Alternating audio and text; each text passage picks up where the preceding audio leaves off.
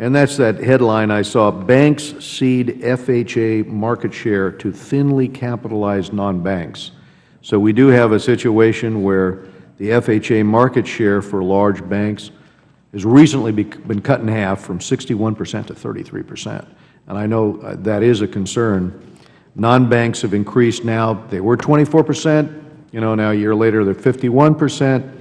So, or several years later. So, is this troubling? And do you think legal uncertainty maybe is part of the problem in terms of getting the traditional lenders more involved here?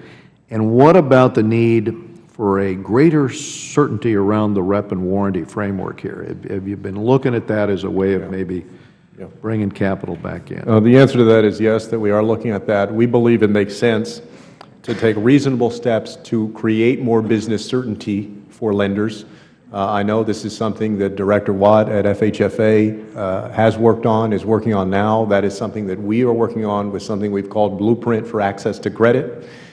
We hear from lenders about the uncertainty that does exist regarding potential liability, and so we're working on that, and we look forward to being able to create, I hope, greater certainty that will help open up the credit box reasonably for responsible Americans to get access to credit. You know, one of the CEOs that I know was interviewed on this said, if you want to stick with the program of putting back anytime, anywhere, whatever, that's fine. We're just not going to make these loans, and we're going to be there's going to be a whole bunch of Americans that are underserved in the mortgage market. I think that's the part of this that is concerning. There have been some ideas put forward in terms of, you know, how to adjust this and handle it. But given the percentage of erosion here in market share, and especially the fact that it's thinly capitalized non-banks that are coming in, I think it needs to be addressed.